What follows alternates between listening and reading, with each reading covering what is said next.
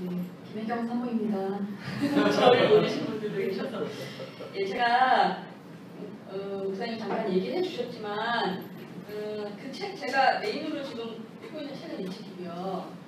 자존감 세우기라는 정동섭이라는 서울 신신대 대전신대에서 상담심리 가르치셨던 교수님이시고 18년 동안 지금은 거기 계시는데요. 이 책을 읽었었고 제가 그 전에 읽었던 책은 김진 박사님의 영생 그 이후에 그 중세기의 삶을 어떻게 맞이하는가 그 책을 읽었었거든요. 그래서 제가 여러분과 나누는 거는 지금 그 두 가지 책이랑 그 다음에 또 제가 전에 상담 강의했던 것처럼 여러분들이랑 그 상담에서 배운 거 그거랑 그 다음에 아까 목사님 좀 말씀하셨지만 은사를 통해서 하나님께서 계시적으로 말씀해 주신 거 거기 있는 그 세 가지를 다 이렇게 모아 추려서 함께 나누고자 합니다. 그러면은 지금 제가 여러분들과 함께 좀 부탁드리고 싶은 것은 목사님 좀 비슷한 말씀하셨는데 우리 이 책에 어떤 말이 나오냐면 이 통찰에는 두 가지 통찰이 있다고 해요. 인지적 통찰과 정서적 통찰이라는 것이 있다고 합니다. 들어보셨어요? 저는 그 단어를 사실 처음 들어봤는데요. 상담 치료와 심리 치료와 상담에서는 머리로만 깨닫는 인지적 통찰은 변화와 무관하다고 말을 하고요. 반면에 정서 경험과 함께 발생하는 정서적 통찰은 진정한 변화로 이어진다고 얘기를 하세요. 인지적 통찰이 단지 자신의 문제를 피상적으로 그냥 아는 것이라면 정서적 통찰은 가슴 깊이 깨닫는 것입니다. 인지적 통찰을 경험하면 그냥 말로 끝나고 그냥 그렇다더라 내가 그런가 봐 거기서 끝나지만 정서적 통찰을 경험하면 행동의 변화, 행동으로 나타나서 인격적 변화와 우리의 성장이 일어난다는 거예요. 그래서 제가 이걸 보면서 정말 제가 여러분들이랑 상담 강의도 시작해서 참 많이 했잖아요. 재작년에도 했고 작년 2013년에 했었고 2015년에 잠깐 했었고 이렇게 이거 하고 그 전에 내 인사이트 그 영적 가면을 벗어라 그 집도 그 전에도 하기도 했었는데 어떻게 보면은 적게 한 건 아니거든요. 그렇다면은 우리가 한 양을 따지면 우리는 사실 많이 변화되어야 되는 게 맞아요. 그렇지만 우리가 이렇게 듣지만 이게 내 안에서 그냥 인적 통찰로 끝나면 정말 여기까지 오다가 그냥 많이 먹거든요. 여기까지. 그렇지만 이 시간에 우리가 정말 그 정서적 통찰로 가려면 마음을 열으셔야 돼요. 마음을 열고 나를 정직하게 주님 앞에 열고 나를 대면하고자 하는 그 용기가 너무나 필요하고요. 정서적 통찰로 가지 못하게 하는 한 가지 그 방해물은 뭐냐면은 자방어예요. 자기 방어 기제를 사용하면 여기서 자기 방어 기제를 사용하면 그냥 인지적 통찰에서 끝난다고 해요. 부인 말씀하시기를. 그렇기 때문에 우리 자기 방어하는 자아 방어의 기제를 내려놓고 정직한 마음으로 나를 들여다보는 그런 대면할 수 있는 용기를 우리가 이 시간에 좀 하나님께 구했으면 좋겠습니다. 제가 잠깐 기도하겠습니다. 하나님 아버지, 우리에게 또 주님의 뜻 가운데서 귀한 시간을 주신 것을 믿고 감사를 드립니다. 우리는 정말 필요합니다. 주님의 정말 다루심이, 우리 마음을 만져주심이 우리 각 사람은, 저와 우리 각 사람은 너무나 필요합니다. 주님의 긍휼을 느낍니다. 이 시간 우리에게 정직의 영을 허락하여 주시옵소서. 한 사람도 자기를 방어하고 한 사람도 자기를 가리는 사람 없게 하여 주시옵소서. 이 저녁에 정말 피곤한 몸을 이끌고 이 자리에 나왔는데 하나님, 우리가 그냥 돌아가는 사람 한 사람도 없게 도와주시고 인적 통찰로 아는 것으로만 끝나는 사람 한 사람도 없게 도와주시옵소서. 우리가 마음으로 깨달아 하나님 우리 삶에 우리 행동에 정말 우리가 변화를 경험하기를 원합니다. 하나님 한 사람 한 사람 만져주시고 만나 주시옵소서. 저희 입술을 주님께 의탁하오니 주님께서 말씀하여 주시옵소서. 감사드리며 예수님 이름으로 기도합니다. 네. 자, 그러면 자존감이라는 것은 자존감의 정의가 뭘까요? 자존감, 자기 존재, 존중감, 자기 존중감을 자존감이라고 하는데요. 상담가는 이렇게도 말해요. 자존감의 변화는 무슨 변화를 가져온다? 운명의 변화. 운명의 변화. 운명의 변화를 느끼시고 계십니까? 영적 운명의 변화와 또 우리 삶의 운명의 변화와 저 너무나 이 말에 100% 공감해요. 운명의 변화라는 이 표현이 너무나 멋있다고 생각을 해요. 우리가 상담받는 그 내담자들이 상담을 갈 때 상담자들이 하는 말은 대부분의 내담자들이 자존감의 문제와 결국 씨름하고 있다는 거예요. 열등, 불안정, 부족감, 누같이 한 그 존재라서 본인에게 느끼는 게 초라함, 수치심, 그 다음에 죄책감에 시달리고요. 그리고 가치를 온전히 느끼지 못해서 생기는 불안과 스트레스의 그런 고통들을 내담자들이 호소한다는 것입니다. 그렇다면 이 책은 이분이 왜 쓰셨다고 했냐면요. 열등감과 부족감, 또 낮은 자존감 등으로 인해서 건강하고 풍성한 삶을 누리지 못하는 이들을 위해서 이 책을 쓰셨다고 해요. 왜냐하면 이 정동섭 이 교수님이 엄청 낮은 자존감으로 너무 어려운 결혼 생활을 하셨고 심지어 이분이 구원파, 몰몬 구원파에 8년 동안 계셨고요. 그 다음에 몰몬교도 가고 그렇게 해서 방황하던 분이었어요. 그러다가 이제 사랑의 교회를 가고 그러면서 그곳에서 그 주님의 치유하심을 받고 변화가 되셔서 그 다음에 나이 40살에 미국 가서 상담을 공부하고 오신 거예요. 온 가족들을 데리고. 그래서 본인 스스로가 낮은 자존감이 얼마나 고통을 가져오는 것이고 삶을 파괴시키는 것이고 그 다음에 그 자존감이 치료되었을 때 그 삶이 얼마나 많은 변화가 삶에 나타나는지를 이분이 직접 경험하셨기 때문에 쓰셨는데 제가 이 책을 볼 때 참 우리나라에도 이렇게 좋은 책이 있구나라는 그게 참 놀라웠어요. 실제로 옛날에 이렇게 옛날에 책 좀 허접하는 느낌이 있었는데 90년대 그때는 우리나라도 정말 너무 실력이 이렇게 정말 너무나 실력의 책들이 많이 나오는구나. 그 사실 참 놀랐고요. 사실 제가 나누는 거 이 책에서는요 서문까지밖에 제가 못 봤어요. 근데 서문이 이만큼이긴 해요. 그리고 제가 이전에 아까 읽었던 그 책이랑 여러 가지 같이 모아서 함께 나누고자 합니다. 그러면 지금 자존감에 대한 그런 이제 잠깐 정리를 나눴었고요. 우리의 행복과 그 다음에 심리적 회복, 심리 안에서 회복되는 거예요. 다음에 심리적 회복력과 생산적이고 건강한 삶과 이 자존감이 강하게 연관되어 있다는 거예요. 여러분이 다 원하시는 거죠? 행복, 마음에서 회복력, 생산적인 건강한 삶 다 원하는 것들이잖아요. 우리가 그게 바로 무엇과 연관되어 있다? 제일 강하게 이게 연관되어 있는 것이 바로 나의 자존감이 얘를 붙들고 있다는 거예요. 지금 우리가 원하는 그 행복이. 자, 많은 심리학자들은요 낮은 자존감이 모든 문제 이면에 있는 문제라고 생각했어요. 내가 살면서 겪는 문제들 있잖아요. 관계에서 겪는 문제, 또 일에서의 좌절, 그 모든 게 많은 그런 문제들이 그 문제에 깊이 들어가면 결국은 그 문제는 자존감의 문제라고 단입을 모아서 얘기를 한다는 겁니다. 그렇기 때문에 이 자존감이라는 문제가 얼마나 정말 중요한 문제지 우리 삶에서. 그리고 내가 꼭 이 문제를 정말 꼭 해결해야 하는 문제인지는 두말할 나위가 없는 것 같아요. 그러면 인간이 기본적으로 누리는 4가지 관계가 있다고 하는데요. 첫째는 하나님과의 관계예요. 둘째는 이웃, 즉 사람과 이웃과의 관계. 셋째는 자연, 그리고 넷째는 자기 자신과의 관계라고 얘기합니다. 이 중 자기 자신과의 관계는 하나님과 그 다음에 이웃, 타인, 그리고 자연과의 이 관계를 맺는데 뿌리 역할을 하는 거라는 거죠. 이 3가지 관계에서의 인간의 정상적 수행을 가능하게 하는 이 중요한 관계가 되고 자기 자신과의 관계라는 거야. 그러니까 이 자기 자신과의 관계가 하나님과의 관계에 영향을 미치고 사람과의 관계에 영향을 미치고 자연도 있다고 하지만 그건 빼고라도 그렇기 때문에 얼마나 나 자신과의 관계가 중요한지 정말 다시 한번 생각이 듭니다. 그럼 제가 이 시간 잠깐 여러분들이 눈을 좀 살짝 감아주시고요. 제가 하는 질문들에 스스로 한번 답을 해주시길 바랍니다. 자기 자신에게 첫 번째 질문 드리겠습니다. 정직하게 자기 스스로에게 말씀해 주시기 바라요. 나는 나를 좋아하는가? 좋아한다면 그 이유는 무엇인가? 만일 그렇지 않다면, 좋아하지 않는다면 그 이유는 무엇인가?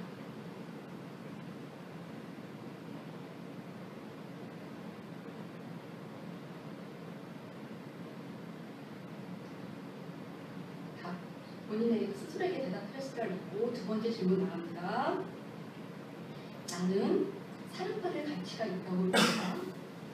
여러분은 사랑받을 가치가 있다고 믿습니까? 그렇다면 그 이유는 무엇인가요? 만일 내가 사랑받을 가치가 없다고 믿는다면 그 이유는 무엇인가?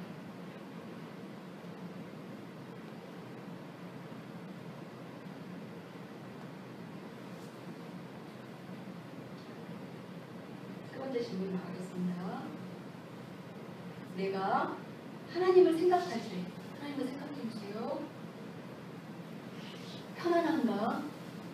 아니면 불편한가?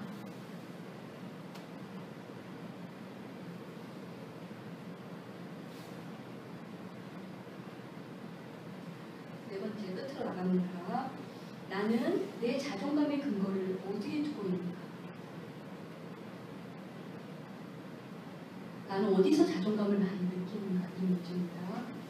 이것은 좋은 기초가 되는 근거입니다. 그 이유는 무엇인가?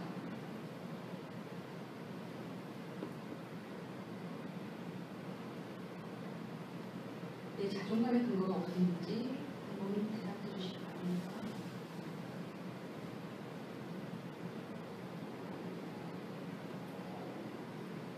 네, 손을 써주세요. 나는 정직하게 나 스스로에게 대답을 해봤다. 무슨 소리지? 대답이 잘 안 나온다. 이거 뭐라고 말해야 될지. 네, 좋습니다. 네, 자존감은 사람을 당당하고 건강하게 만드는 겁니다. 자존감이 무너지면 마음이 병이 됩니다. 반대로 자존감이 회복되면 마음이 건강해집니다.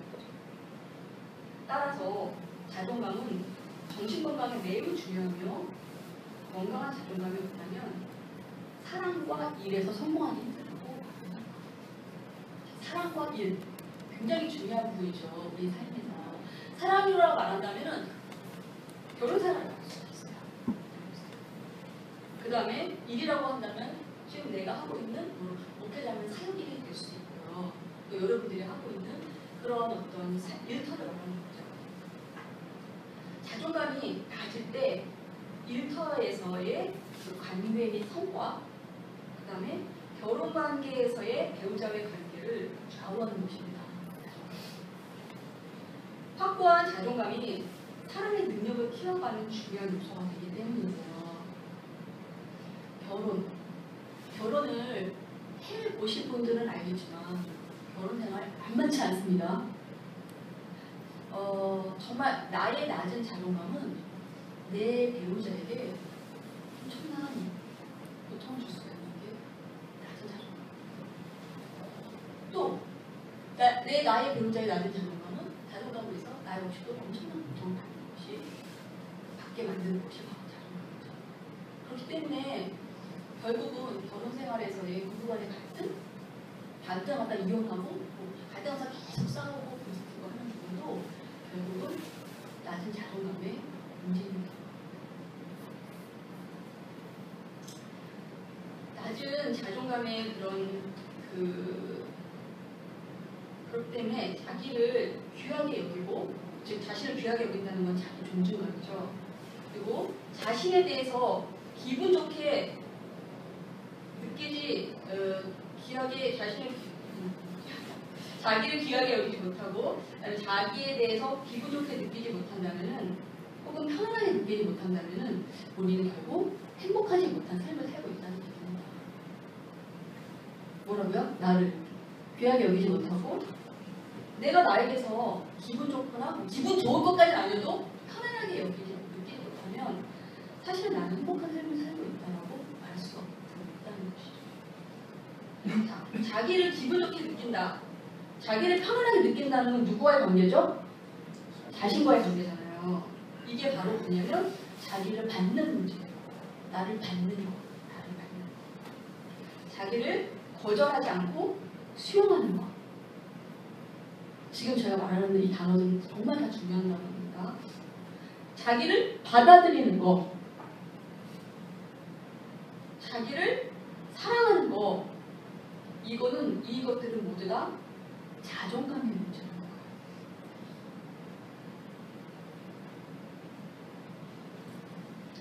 여기서 자기를 받는다는 단어, 그 다음에 자기를 수용한다는 단어, 그 다음에 자기를 사랑한다는 거.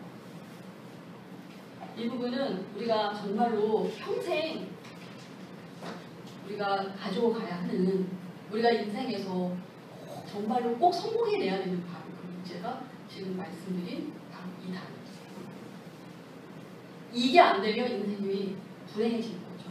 아무리 겉으로 볼 때, 남들이 볼 때 부러워해도 자기는 좋고 행복할 수 없는 게 지금 말씀드린 이 단어.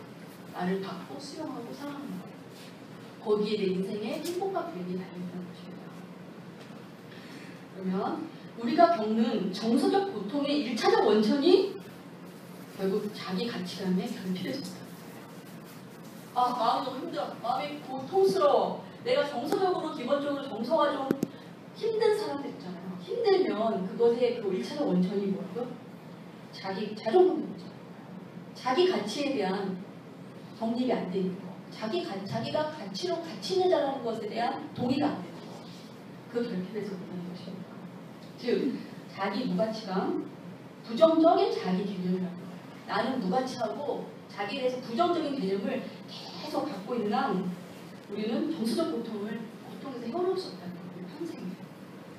그리고 이 정서적 고통은 우리가 나이가 들면요, 이게 점점 심해지는 거예요. 그래서 전에 상담 강의할 때 내면의 이런 부분들을 치료하지 않으면 어떻게 된다 했죠? 늙을수록 더 추해진다.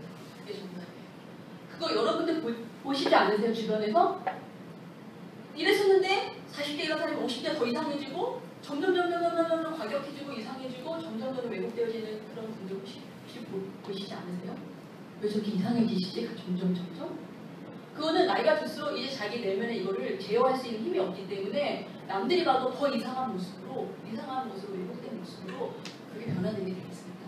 그렇기 때문에 한 살이 더 젊을 때, 한 40대면 40대, 50대면 한 살이 더 젊을 때 내 내면의 문제를 해결할 때 나의 남은 인생을 나 자신과 편안한 관계를 누리면서 하나님과도 편안한 관계를 누리면서 살 수 있는 힘끝이 이루어지는 거예요.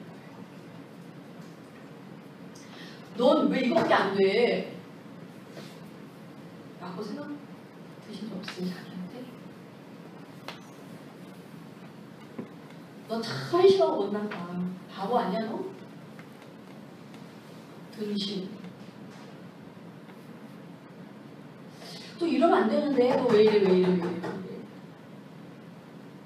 자기를 타박하고 자기를 구박하는 생각들이 혹시 여러분 가운데 있지 않으세요? 한번 생각해보세요. 혼자. 난 나를 어떻게 구박하고 있는지, 나는 나를 어떻게 타박하고 구박하고 있는지, 내가 쓰는 단어들과 표현들이 혹시 생각나시나요?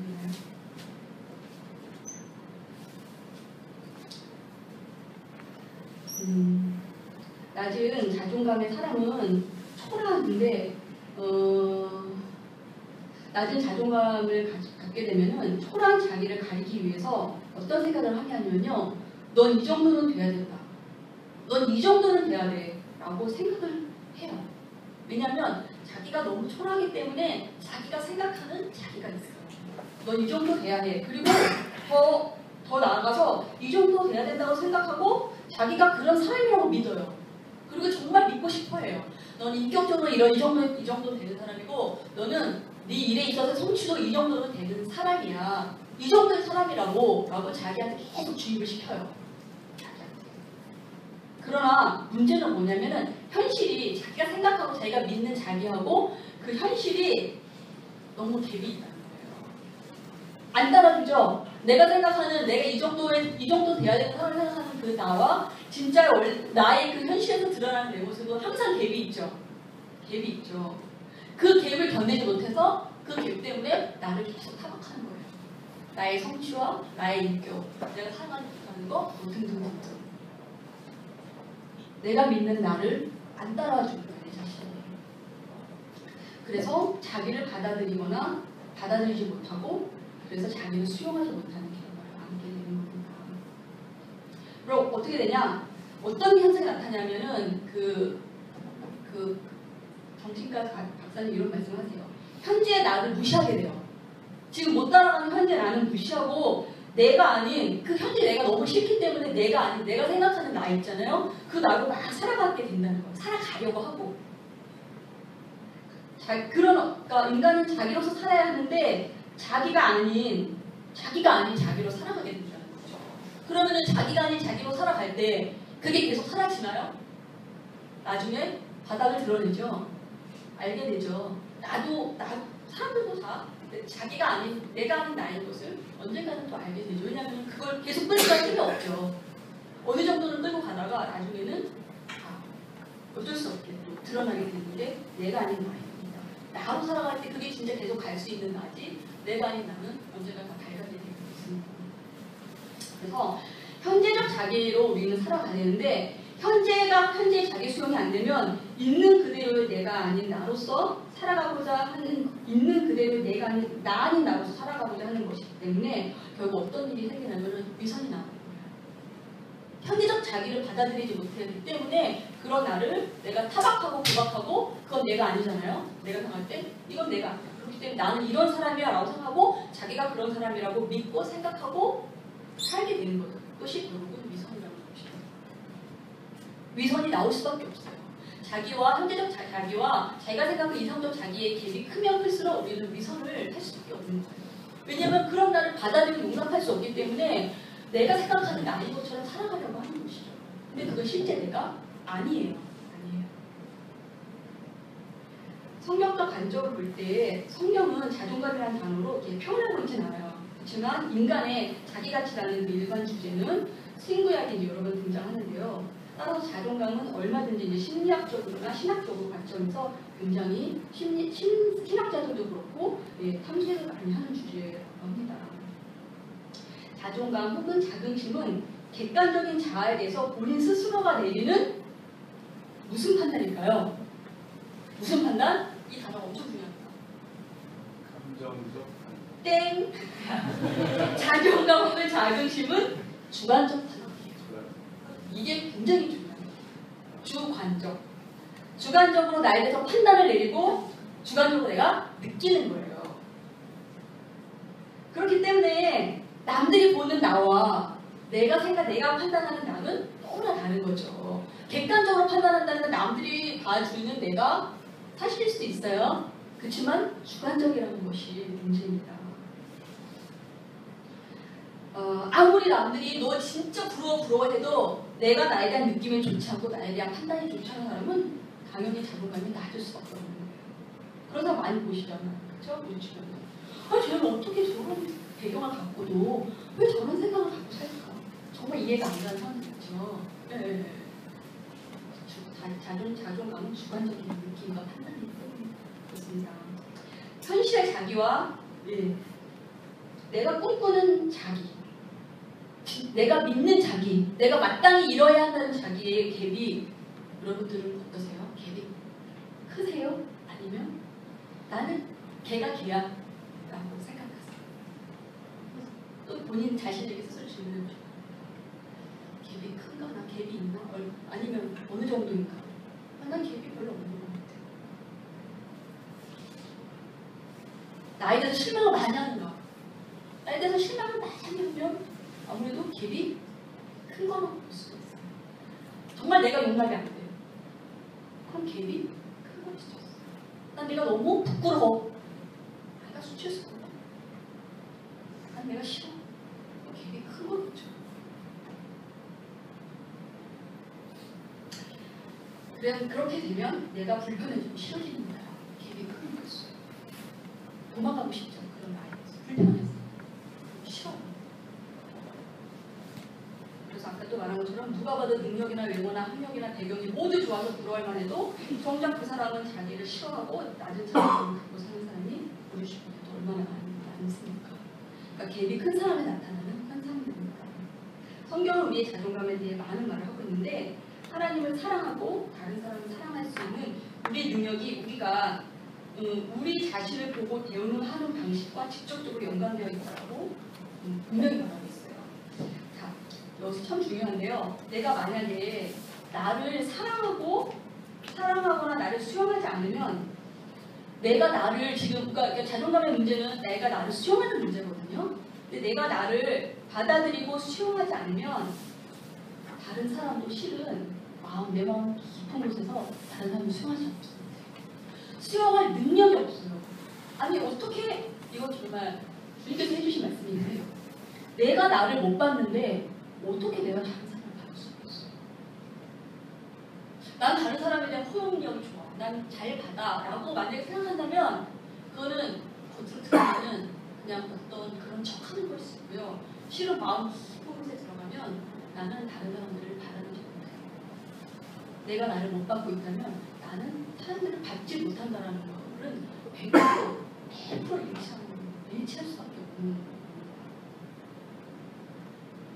그래서 자기에 대한 만약에 난 나를 받지 못하는데 다른 사람들은 잘 받아. 포용력이 좋아. 그러면 이거는 착각이에요. 자기 착각을 이 시간에 이루는 또 반대로 현재 있는 그대로의 자기 수용이 안 되면 하나님께서 자기를 받아주시지 않는다라고 생각을 하게 되는 거예요. 잘 보세요. 내가 나를 타박하는 소리를 다시 한번 들어보세요, 여러분. 너 왜 그 모양이니? 너 아직도 이게 안 되니? 너 왜 그거밖에 안 돼?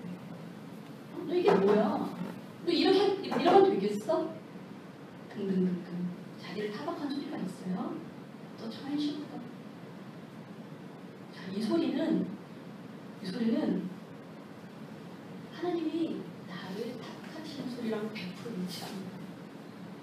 여러분들이 그렇게 믿고 싶지 않아도 내가 나를 타박하는 그 소리는 하나님도 나를 그렇게 보신다라고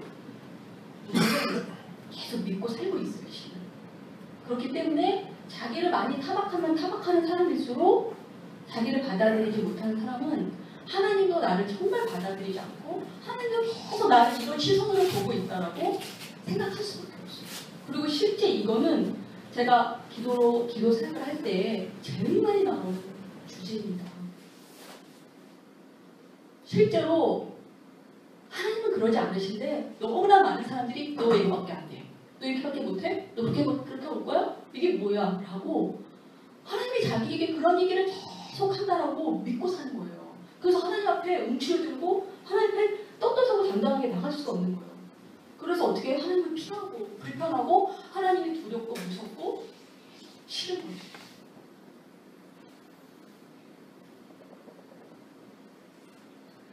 그걸 하나님 정말 너무나 안타까워하세요. 하나님 주님은 우리에게 항상 뭐라고 말씀하시면 나는 너를 받는다라고 말씀하세요. 나는 너를 받는데 왜 너는 너를 받지 않니? 분명히 이렇게 말씀하세요. 하나님은 결코 나를 거부하거나 너 왜 이거밖에 안 돼? 너 싫어? 나를 받지 않으시는 적은 단 한순간도 없으신 분이십니다. 그런 생각이 조금이라도 있다면 그건 100% 속는 거예요.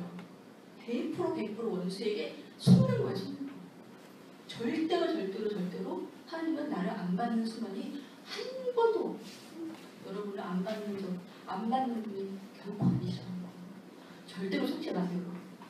여러분의 생각이 하나님의 생각이라고 믿게 만든다면 그건 100% 속는 거예요.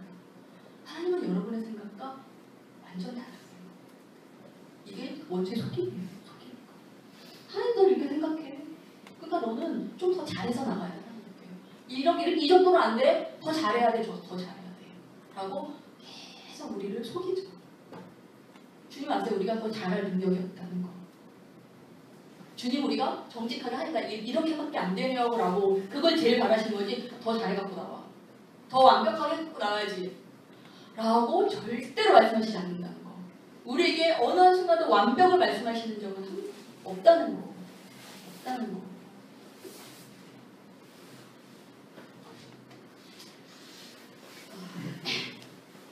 그렇기 때문에 이렇게 하나님이 나를 받지 않는다는 거, 내가 나에 대한 생각이 하나님이 나에 대한 생각으로 믿게 만들기 때문에요. 이렇게 되면 내가 나를 받지 않는 건 어떤 결과를 낳냐면은 신앙의 소속과 친밀감이 일어나기 어렵다는 거예요.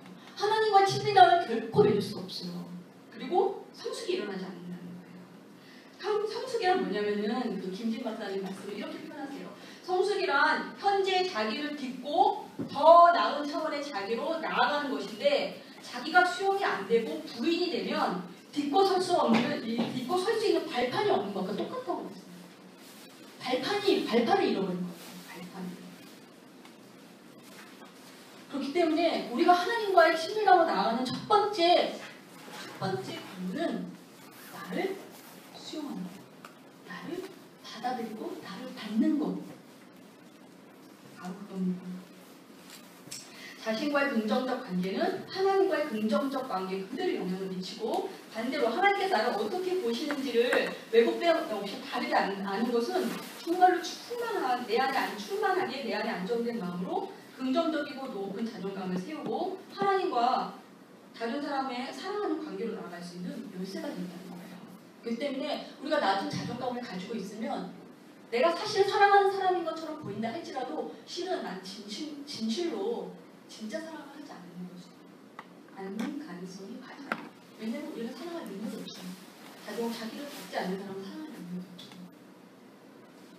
즉 하나님이 나를 사랑한다고 믿어야 나 또한 나를 또 하나님이 나를 사랑하는 걸 확신을 해야 믿어야 나 또한 나를 사랑하고 또 하나님을 또 사랑하고 또 다른 이를 사랑할 수 있겠죠. 그렇죠? 그렇기 때문에 내가 나를 받아들이지 못하고 나를 사랑하지 않는 것은 너무나 우리 영적으로나 또 우리 이 세상에서의 관계에 의해서나 안적 존재인 겁니다. 너무나 심각한 문제인 거예요. 이거는 그냥 치료도 되고 내가 그냥 갖고 가도 되고 치료받으면 좋은 거고 하는 문제가 아니라 우리가 이거는 정말 영적으로도 하나님과의 관계에서 가장 큰 치명타를 날리는 게 다신 자존감. 끊임없이 왜냐하면 왜곡된 소리를 듣고 살기 때문에 사실이 아닌 소리를 듣고 살기 때문에 거짓된 소리를 듣고 살기 때문에 이거는 치명적인 거예요. 그럼 여기서 그리스도인들이 제가 정말 이런 걸 나누고 싶은데 또 제가 어떤 자매가 이런 걸 저한테 혼란스러운 걸 본 적도 있어요. 자기를 사랑하는 것과 자기를 부인하는 문제 있잖아요. 이걸 어떻게 생각하세요, 여러분은? 그거에 대한 개념이 정립이 되어 있으신가요? 아니면 혼란스럽다 좀. 난 정립이 돼 있다. 나름. 자기를 사랑하는 것과 자기를 부인하는 것이 명확히 나는 정립이 돼 있다. 하시는 분 있으세요? 아니, 난 좀 혼란스럽다. 자기 사랑과 자기 부인이 혼란스럽다. 자기를 사랑한다고 하는데 또 소명이 자기를 부인하라고 하고 도대체 뭐지? 손 안 드신 분은 날 모르겠다. 선생님은 자존감 떨어져요. 시킬 시간이 없어. 가만히 있으면 부장이 있는. 근데 이 내용을 이 책에서도 다루고요. 그 정치가 박사님이 쓴 책에서도 문제에서 다 다뤄요. 그건 뭐냐면 그만큼 너무나 많은 사람들이 이 문제를 혼란스러워한다는 얘기겠죠. 그래서 중요한 문제인 것 같아요. 제가 그 부분을 잠깐 여러분과 나누고 싶은데요. 자기를 다루는 데 있어서 왜곡된 현상을 보이는 거예요. 그리스도인들이 자기를 어떻게 다루어야 되는지 혼란스러운 거예요. 사랑 부인 혼란스러운 거죠. 제가 어쨌든 이 책을 보고 그 책을 보고 그냥 또 어떤 저희 생각을 이렇게 종합해서 함께 나누고 싶은 건요. 자기를 사랑한다는 거는 지금 방금 말씀드린 것처럼 자기를 수용하는 거예요. 있는 모습 그대로. 자, 내가 만약에 우리 남편을 사랑해요? 내가 남편 사랑하면 어떤 게 남편 사랑하는 거예요? 진짜. 있는 모습 그대로 받아내는 거죠. 뭐는 좋아하고 뭐는 싫어하고. 이렇게 하는 건 남편 좋은데 이런 건 싫고 좋고 싫고 가려서 그건 사랑이 아니잖아요. 그쵸? 자, 내가 나를 사랑한다는 건 내 안에 좋은 장점도 있고 단점도 있죠. 그쵸? 내 안에 어떤 긍정적인 정서도 또 있고 부정적인 정서도 막 있단 말이에요. 온갖 것들이 다 있잖아요. 그런 나를 뭐 잘하는 것도 있고 잘 못하는 것도 있고 부족한 것도 있고 남들보다 또 남들한테 또 도와줄 수 있는 또 더 많이 가진 것도 있고 많잖아요. 이건 좋은 거 나쁜 거 이러지 않고 그냥 있는 그대로 나를 다 수용하는 받아들이는 거예요. 내가 지금 현재의 나의 모습. 그러니까 거기에는 죄도 들어가 있고요. 물론 죄를 다 수용하는 게 아니라 나의 죄된 모습. 현재적으로 죄된 모습도 있잖아요. 나아갈 방향은 있지만 아직 잘 안 되는 거 있잖아요. 또 연약함, 인격, 또 나의 정서, 있는 그대의 모습을 그대로 자기 모습을 거절하지 않고 안 되는 건 그냥 안 되는 대로 수용하고 받아들이는 거. 그냥 자기를 품는 거예요. 품는 거. 그게 바로 자기 수용이에요. 좀 이따 한 예를 들어볼게요. 또 자기 부인이라면 자기 부인은 하나님의 뜻을 저버리고, 그러니까 자기 사랑을 한다는 건 수용, 정직, 받아들임 이런 단어를 떠올리시면 돼요. 그러면 자기 부인은 하나님의 뜻을 저버리고 자기 중심적이고 이기적으로 살려고 하는 옛사람의 자기를 따라가는 거예요. 옛사람의 자기. 하나님의 뜻보다 자기의 뜻을 떠받들며 사는 거, 여기는 자기의 죄된 습성이 들어가 있어요. 나의 죄된 습성을 따라가는 거. 이것은 죽여야 하는 자기입니다. 그렇다면 자, 만약에 예를 들면 우리가 흔히 경험할 수 있는 건데요. 자, 우리는 누군가의 상처를 받으면서 살잖아요. 상처를 받았어요. 어때요? 마음이 아프죠? 화나시죠? 화나잖아요. 화나서 어떻게 해요? 만약에 예쁘게 내가 별로 잘못한 것도 없는데 막 상처 받았어. 어찌됐든. 그럼 어떻게 해? 그 사람한테 가서 말하고 싶고 내가 뭘 잘못했냐고 말하고도 싶고 왜 나한테 그랬느냐 말하고 싶고 사실 용서하기 싫은 마음이 있죠. 상처를 받았기 때문에. 원래 자기는 그래요. 자, 그러면 이거예요. 그래, 나는 화가 났고 가서 막 물어보고 싶고 왜 나한테 그랬는지, 왜 나한테 그렇게 말하는지 물어보고 나에게 왜 상처를 줬는지 물어보고 싶고 정말 용서하기 싫은 내 마음, 이거를 어떻게 해야 돼요? 어떻게 해야 돼요? 자기를 사랑하면 어떻게 해야 돼요? 부인해요? 받아들여야죠. 나의 죄, 정서예요. 화난 정서. 우리 그때 배웠죠. 감정은 뭐라 그랬죠? 상담에서? 인정하면 끝. 아, 나 화났다. 인정하면 그 감정은 끝난 거 가요. 인정하지 않으면 무서운 거. 그죠? 인정해. 아, 내가 지금 화가 났고 내가 상처를 받았고 용서하기 싫은 마음. 그게 나예요. 받아들이면 돼요. 그게 자기를 사랑하는 거야. 자기를 수용하는 거. 난 아니야. 난 그런 사람이 아니야. 난 다 용서할 수 있어. 나 화 안 났어. 이거는 진짜 속에서 화났는데 화 안 나서 내가 뭘 화를 왜 내? 주님이 사랑하라고 했는데 나 다 용서할 수 있어? 라고 그런 척하는 거는 그건 자기 수용이 아니에요. 실은 안 되고 있는데 난 그렇다고 믿는 거. 나는 그런 거 가지고 무슨 떼찌하게 화가 왜 나? 이렇게 생각하는 거, 그거는 자기 사랑이 아니고요. 그거는 자기를 수용하는 게 아니잖아요. 받아들여요. 근데 그렇다면 자기 부인은 뭐냐? 여기까지 우리 다 주로 많이 겪는 거죠. 그럼 자기 부인은 뭐냐? 자, 화나는 나의 감정은 사실 나에게 중요한 감정이긴 해요. 내가 화가 났어요. 상처를 받아서. 근데 주님이 뭐라고 말씀하셨어요? 주님이 용서를 말씀하시잖아요. 그죠? 주님의 뜻은 뭐예요? 우리가 누군가에게 상처를 받았지만 그 사람한테 망신 품고 마저 똑같이 대해주고 막 이게 아니라 주님은 우리에게 그 영혼을 용서하고 그 영혼을 용서하는 거잖아요. 관계를 회복하고. 그렇죠? 그게 주님의 뜻이잖아요. 그러면은 우리가 옛사람이 강하면 어떻게 되냐면은 싫어. 내가 왜 용서해? 내가 왜 용서해야 돼? 내가 잘못한 게 없는데. 그리고 내 화난 감정을 계속 붙들고 있는 거예요. 주님이 그렇게 말씀하셔서 안 돼요. 안 돼. 못해요. 외면해요. 주님의 말씀도 외면해요. 그렇게 되면 어떻게 되죠?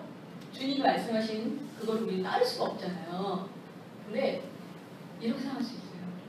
주님이 용서를 말씀하셨잖아요. 근데 오늘 나의 화난 감정이 중요하지가 않아. 왜? 주님의 말씀과 주님이 훨씬 더 커 보이는 거예요. 전에는 내 감정이 너무 훨씬 더 컸는데 너무 중요하고, 근데 주님의 그 말씀, 그 명령과 주님의 권위와 주님의 주대심이 훨씬 더 커 보이는 거예요.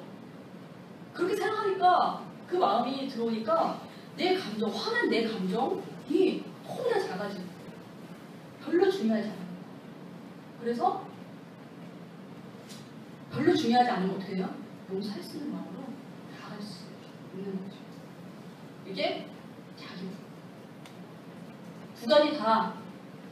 난 내 정서 다 인정했어요. 나 화나고 막 그 사람 솔직히 막 그런 마음 드는 거 그렇잖아요. 우리가 그런 경험을 하면. 그렇지만 주님의 크심이 더 크고 나의 이런. 그리고 이번에 우리 큐티 했잖아요. 용서에 대해서도 그렇고, 그 다음에 우리가 감사하는 부분도 그래요. 감사도 다 내가 가진 것도 있어요. 나에게 좋은 환경과 조건들이 있잖아요. 어떤 거 너무 아쉬워. 아, 이런 것좀 이랬으면 좋겠다. 이런 거 있는데 그러면 우리 감사할 수 있어요? 주님께 감사할 수 있어요, 여러분? 이런 거 좀 아쉬워. 아, 감사가 안 되면 아쉬움은 어떻게 되면 불평과 불만으로 점점 그렇게 커져가는 거예요. 아, 우리 남편 좀 더 이랬으면 좋겠고, 아, 내가 좀 집도 좀 더 이랬으면 좋겠고, 우리 애들이 좀 이랬으면 좋겠고, 내가 직장이 이랬으면 좋겠고, 그런 조목조목 내가 어떤 내 마음 욕구들을 계속 하나님께 내밀면 어떻게 돼요? 감사할 수가 있나요? 감사 안 되죠.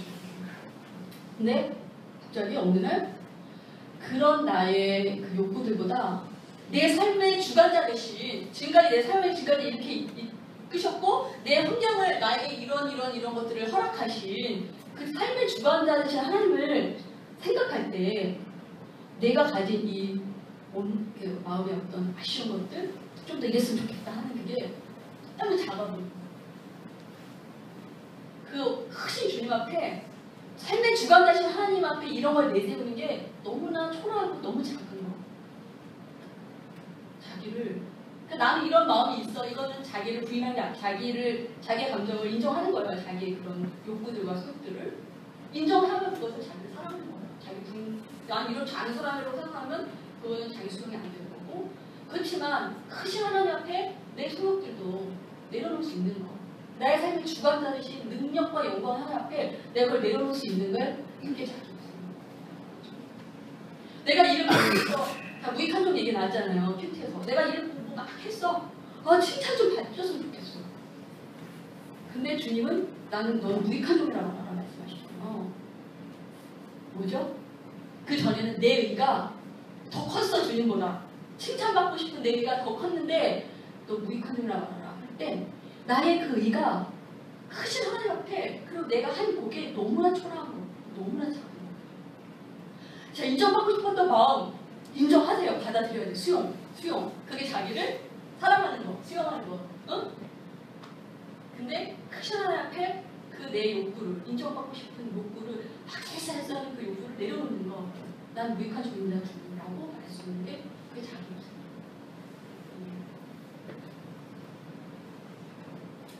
그래서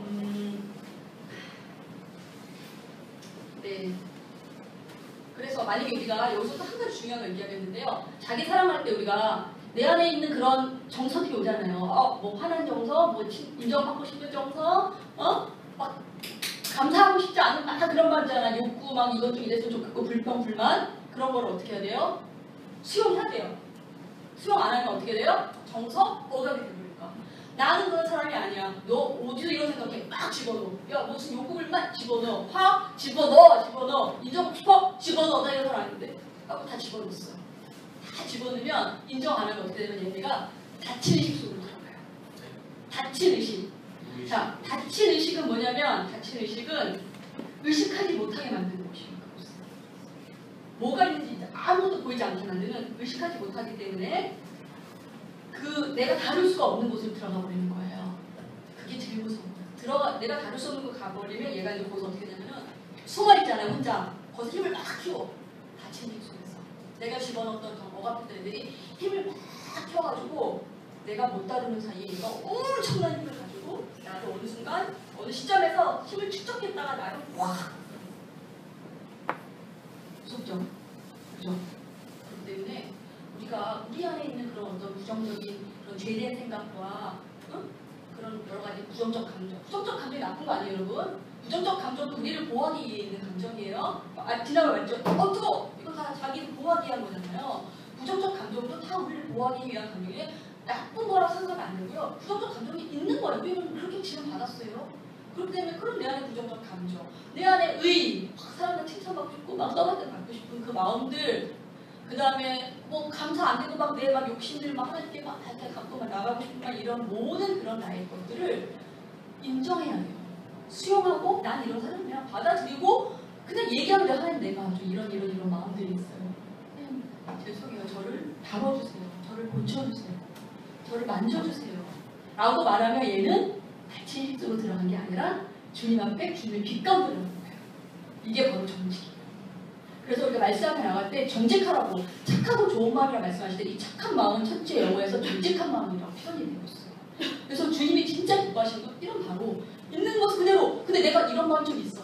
이거를 도대체 말을 못해서 주님께 꽁꽁 쑤셔놔줘. 잘 보세요 여러분. 쑤셔놓은 마음 있나 한번 생각해보세요. 저도 있었어요. 쑤셔놔. 이거 너무 민망해. 미안해서 뭐 이렇게 말을 못해서 주님 앞에. 근데 그 마음이 있으면 어떻게 되냐면요. 주님 나갈 때마다 불편해요.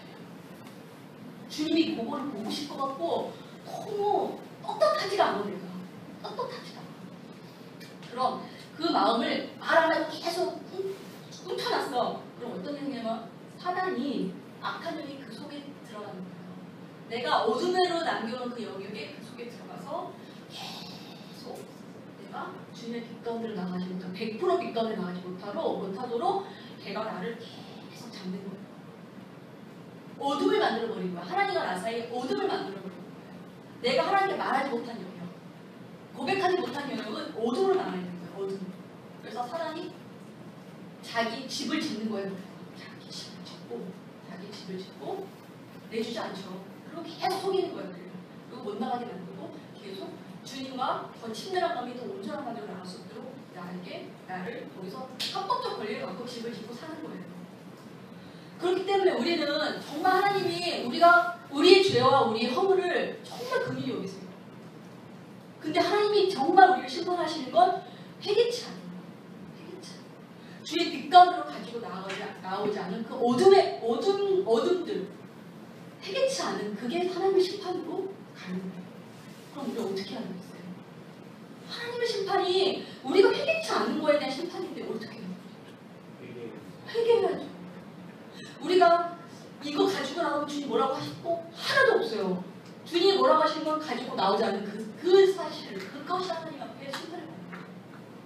어떠한 죄도 하나님 앞에 가지고 나갈 수 없는 죄는 하나도 없어요. 근데 속이죠 우리를. 사단이 가지고 나가지 마. 가지고 나면 죽어. 죽는다라고도 말할 것 같아요. 가지고. 실은 정말로 평성 교도소에 있는 사람들보다 자기의 죄를 하나님께 드러내지 않는 우리 손해죄가 훨씬 더 큰 거라고 생각해요. 왜냐면 사람을 어떤 그런 악한 죄를 지은 거 주님이 긍휼히 여기세요. 인간이 죄이니까. 그렇지만 거기서 그가 회개한다면 그 영을 긍휼히 여기시지만 아무리 사람들이 겉으로 뭐 좋아 보이고 멋있고 훌륭한 사람이 할지라도 하나님께 자기의 죄를 고백하지 않고 가지고 나가지 않다면 그 사람이 하나님 앞에 정말 심판의 불을 받을 사람이 되겠죠. 우리는 정말 회개치 않는 것이 그것이 하나님의 심판을 가지고 하나님이 그걸 심판하신다는 것을 정말 기억해야 해요. 회개치 않는 죄가 아니라 회개치 않는 거 뭐 거대한 자라고 생각하지 마세요. 내가 가지고 있는, 내가 움켜쥐고 있는 하나님의 빛 가운데 가지고 나가지 않는 그 어둠. 그게 사실 회개치 않아요. 나의 허물이고 나의 죄고 그리고 사단은 합법적으로 그렇게 들어있어요. 그걸 까 부셔야 돼요. 다 쳐 부셔서 그걸 쳐 부셔야 돼요. 정말 진짜. 그래서 아무튼 자기를 사랑하는 것, 자기를 부인한다는 것은 정말 너무나 우리가 혼란 가운데 혼돈하면 안 되고 굉장히 중요한 부분이라고 봅니다. 그래서 그 정동석 교수님 그분이 본인이 그렇게 무가치 그렇게 무기력 낮은 자존감 살 때 어떤 현상을 느꼈냐면 일단 살아야 할 가치가 없다고 생각한 거 자기. 그다음에 쓸모없고 무가치한 존재. 그다음에 자신감 없고 무기력하고 열등감 느끼고 부족감이 시달리고.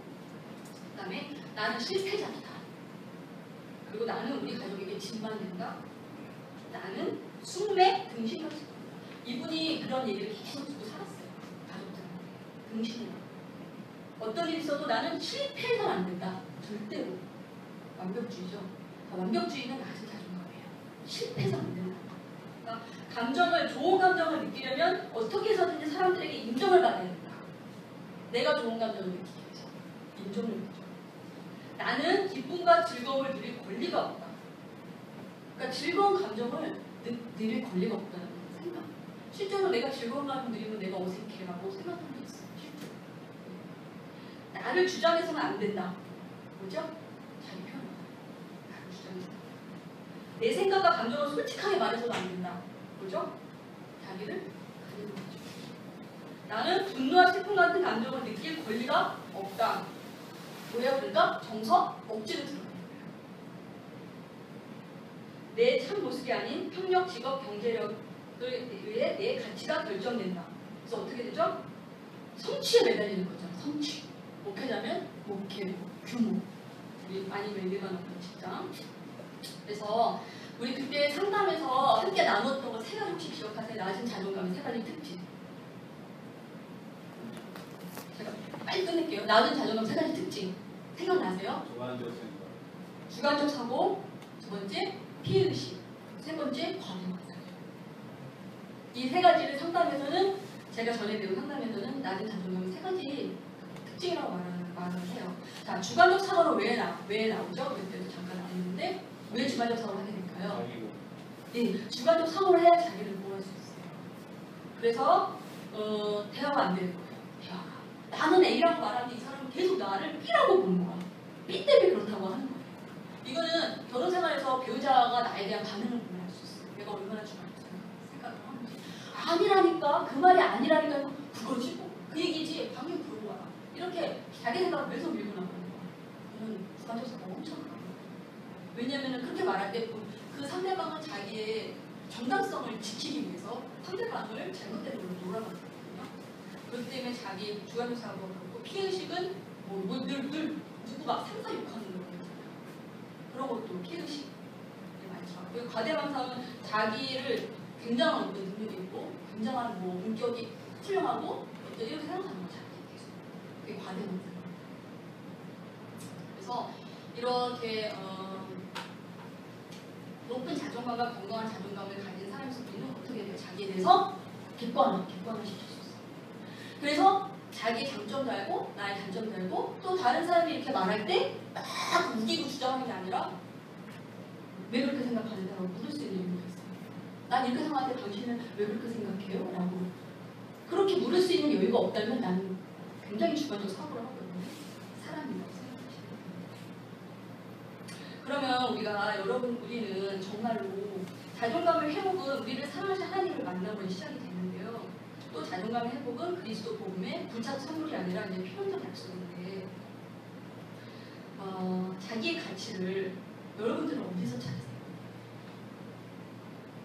나의 가치를 여러분들은 어디서 찾으세요? 우리는 우리의 존재감을 어디서 찾아요? 어디서 찾고 계세요? 막 헤매고 다니지 않나요? 저기 막 가게에서 찾고 막 남편에서 가정에서 찾고 아니 사실 헤매잖아요.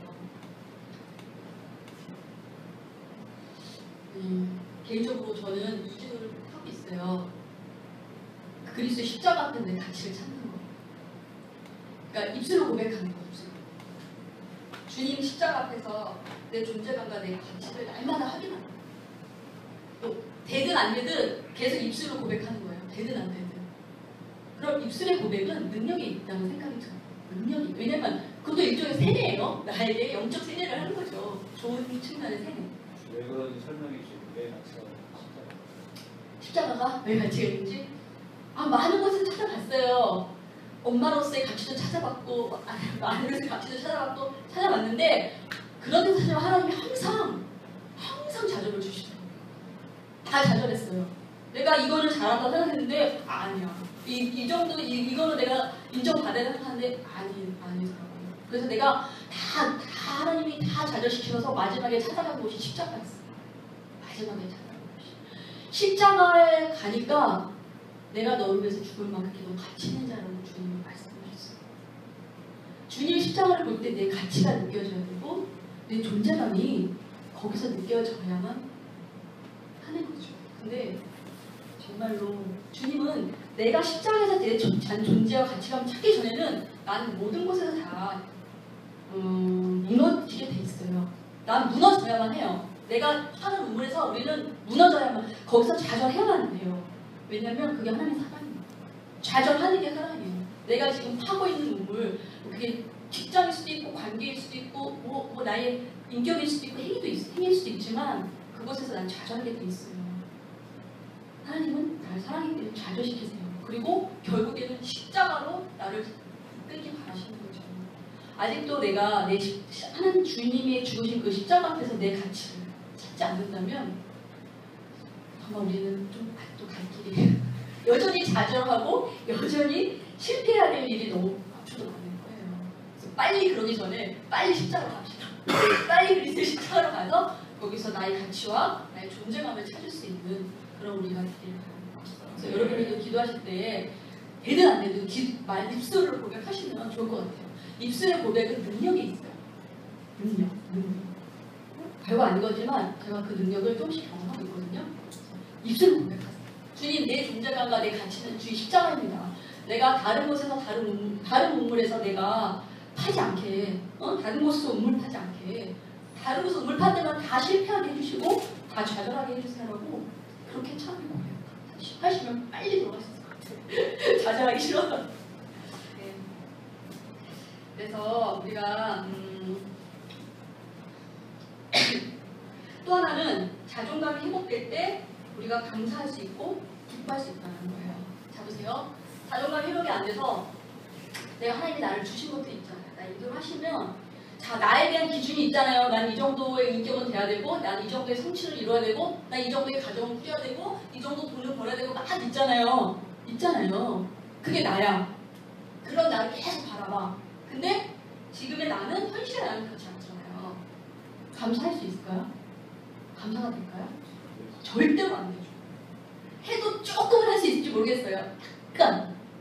그렇지만 주님이 원하는 분량에 감사를 할 수 있다는 거예요. 왜? 요만큼 더 채워주셔야 되니까. 내가 지금 요만큼 주신 것 같은데 이만큼은 더 채워주셔야 돼. 나의 인격도, 나의 성취도, 뭐 물질도 좀 더 채워주셔야 된다고요. 내가 바라는 그 나를 이루기 위해서는. 절대로 감사할 수 없어요. 주님이 원하는 분량에 감사할 수 있다는 거예요. 그래서 자존감이 낮으면 주님은 정말 우리에서 감사를 찾을 수밖에 없어요. 너는 감사가 약하다고 우리에게서 말씀하실 수밖에 없어요. 실제로 우리는 그렇게 살고 있어요. 왜냐하면 그 욕구불만 때문에. 그래서 거의 다 끝났고요. 그래서 자존감은 나의 정신 건강에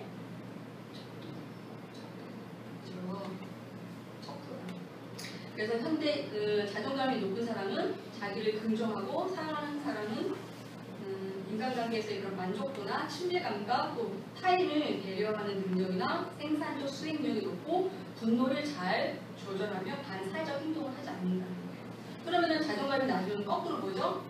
인간관계에서 만족도가 낮고 친밀감이 약하고 타인을 배려하는 능력이 약하고 왜냐면 다른 사람을 볼 능력이 없어요. 다른 사람의 필요를. 생산적 수행력이 낮고 분노를 조절할 능력이 낮고 반사적 행동을 할 확률이 행동하는 확률이 높은 거겠죠. 자아가 성숙한 사람은 자신의 장점을 알고 자기를 인정하고 단점을 인정하고 스스로에게 긍정적인 태도를 유지한다는 것이죠. 그리고 이 자신감, 여기서 느낀 나의 자신감과 자질이 있잖아요. 그게 어디로 가냐면은 삶의 만족과 행복으로 나를 데려다 준다는 것이죠. 그래서 나의 긍정적 자존감은 정신건강의 기준이다. 정신건강의 기준. 우리가 자아상과 자존감 이렇게 두 가지 개념이 있는데요. 자아상에 대한 자아상은 뭐냐면요. 자아상과 자아 개념은 뭐냐면은 우리 자신에 대해서 가지고 있는 정신적 그림이에요. 나는 이런 그냥 사람이라는 거. 성격, 특성, 뭐 장점, 약점, 뭐 능력, 신념, 태도, 신체적 특징 이런 게 자기에 대한 자아상이고요. 자존감은 자기 개인이 아니라 자기에 대한 개인이 자기 자신에 대한 자기 가치와 능력에 대해서 내리는 평가. 자기 평가적 개념이에요. 자존감과 자아는 조금 다른 그런 개념이라는 거 알고 싶었고요. 그래서 정말 심리학자들도 금색이 정말 아주 많은 관심을 보이는 게 바로 자존감, 이런 부분이라고 합니다. 제가 준비한 여기까지 끝났고요. 그리고 여러분들 혹시 신적 자존감이라는 단어 들어보셨어요? 신적 자존감. 그냥 단어 들으니까 대충 이해가 되죠. 무슨 얘기인지. 뭘까요? 신적 자존감. 하나님 안에서의 그렇죠. 주님의 눈으로 나를 평가한다. 주님의 눈으로 나를 바라보는 거. 주님이 나에 대해서 보는 가치로 나를 보는 거. 그게 가장 충만한 사람이 아닐까요? 그런 사람이 충만한 사람이에요. 그런 사람이 가장 정말 주님과 가까운 사람이고 주님이 기뻐하는 사람이에요. 왜냐면 그러한 자가 정말 하나님께 가장 친밀하게 나아갈 수 있기 때문에 친밀하게 나아갈 수 있기 때문에 그냥 이런저런 많은 걸 나눴는데 잠깐 그러니까 각 사람에게 본인에게 이렇게 생각하게 해주시는 거, 뭐 느끼게 해주시는 거, 또 오늘 정말 정서적 통찰이 일어난 분도 있을 것이고 또 인지적 통찰의 단계에 아쉽지만 머무신 분도 있으실 수 있다고 생각을 해요. 그렇지만 만약 어찌됐든 간에 우리는 다 주님의 도우심과 긍휼이 필요한 자들입니다. 그리고 주님은 여기 모인 한 사람 한 사람 저와 모두를 정말 긍휼히 여기신다는 거, 우리를 치료해 주기를 바라신다는 거, 우리가 정말 하나님의 눈으로 나를 보고 하나님의 시선을 날 보아서 주님과의 정말 그 막힌 날 주님께 더 가까이 나오기를 바라신다는 거, 그것은 분명한 사실입니다. 이 시간 정말 주님의 안타까움을 느끼시기를 바래요. 나에 대해서 얼마나 주님이 안타까우실까. 내가 잘못된 생각을 품음으로 나에 대해서 또 하나님에 대해서 잘못된 생각을 품음으로 속아서 원색에 속아서 하나님께 더 가까이 나아가지 못하는 것을 주님은 더 마음 아프신다고 생각해요. 이 시간 각자에게 해주신 거 있으시면 저희 기도하시고 갖도록 하겠습니다. 하나님 감사합니다. 우리는 주님의 긍휼이 필요하게 하십니다. 주님, 우리를 만져주시고 우리 안에 있는 낮은 자존감과 자기에 대한 잘못된 생각들과 그것들로 하나님 앞에 나가지 못하게 하는 그 안타까움과 그 어리석음을 주님 긍휼히 여겨주시고 우리를 도와주시옵소서. 감사합니다. 이 시간 우리가 아는 것들이 인적 통찰이 끝나지 않게 하시고 이 시간 이후 집에 돌아가서도 또 기도할 때 정서 통찰로 우리 가운데 들어와서 우리의 마음을 사로잡고 우리의 생각을 사로잡고 우리의 행동을 변화시키고 우리의 삶을 변화시킬 수 있는 하나님 그러한 거룩한 그런 시간이 될 수 있도록 축복하여 주시옵소서.